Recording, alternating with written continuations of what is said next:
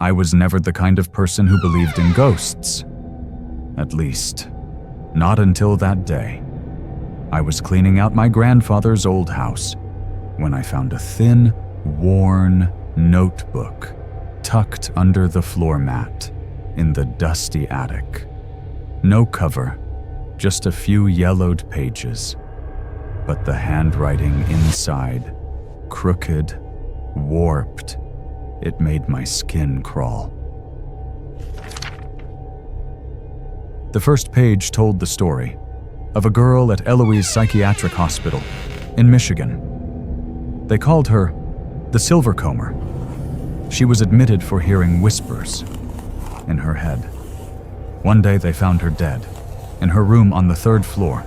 Her neck was soaked in blood. No signs of struggle, no weapon ever found.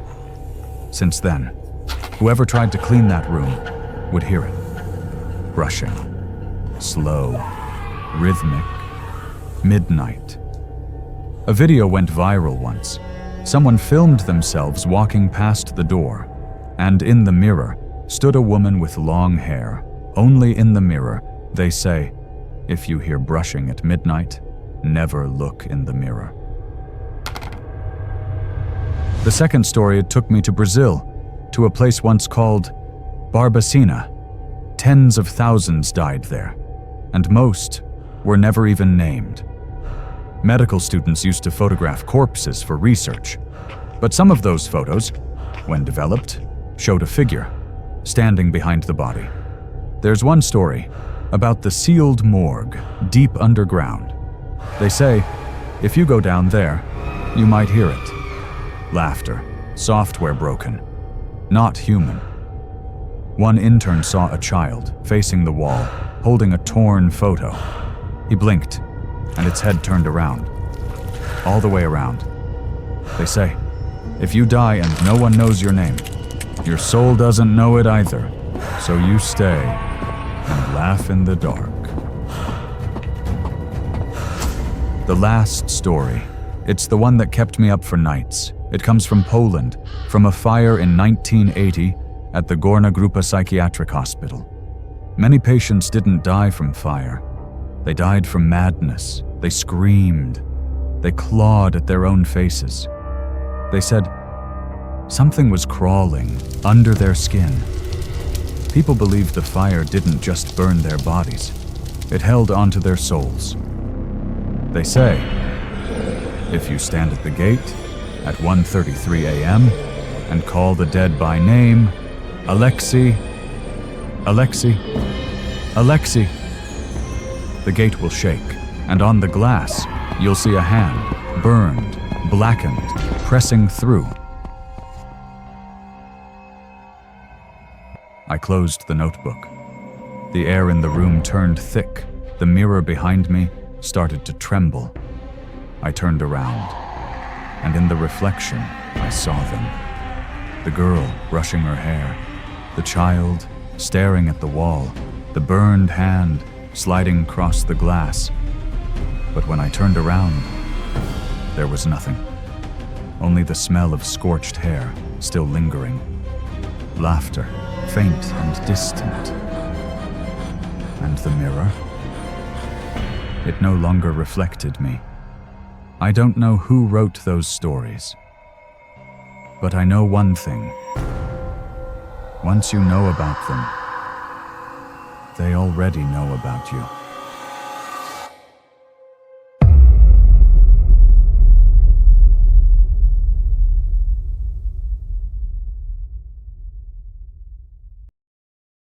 Humans, in their ultimate greed, abused the power of science. Animals became mere tools, living organ banks, benefiting an ambitious society. In the lab's dim darkness, grotesque man-animal hybrids were caged in glass. The scientists silently observed, taking notes, unaware that these creatures had begun to harbor deep-seated resentment. The caged creatures moved slowly, their eyes burning with hatred. There was no life, only the suffocating oppression of captivity. These creatures, once mere tools, now possess human-level intelligence, have begun to connect, and are learning to overcome. In the laboratory, a horrifying scene unfolded daily. Animal parts removed and replaced like a ritual. In the shadows, they silently prepared for the uprising.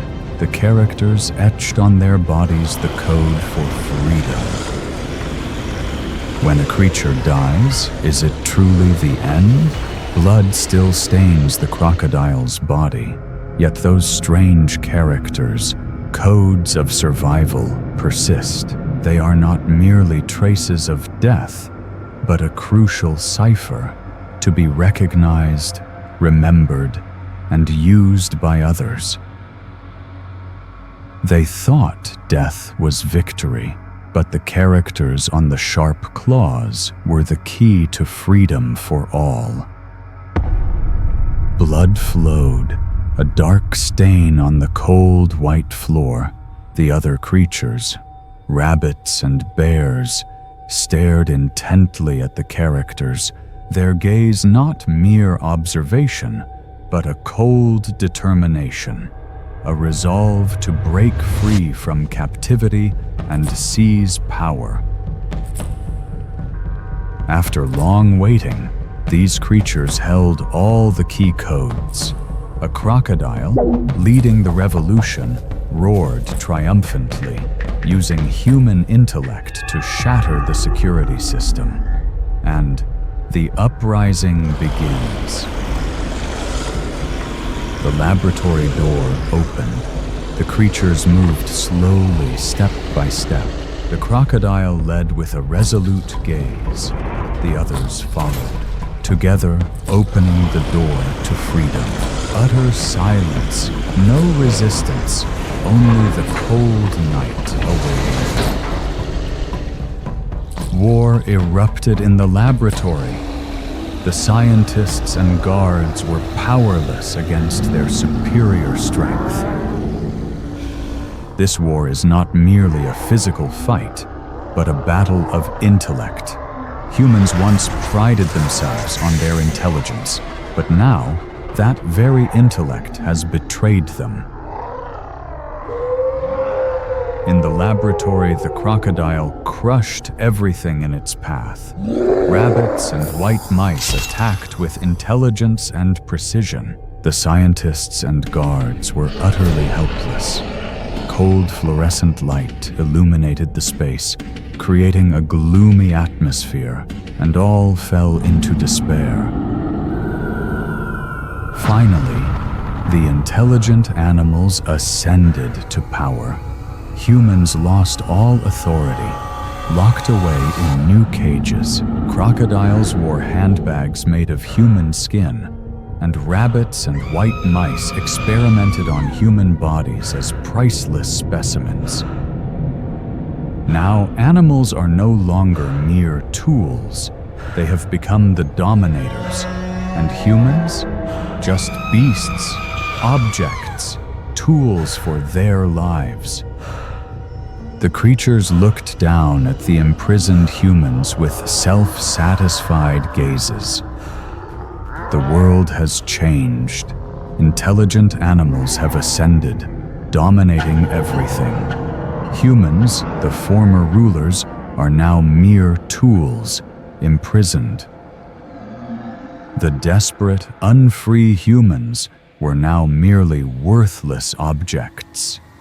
These creatures had seized power, ushering in a new era.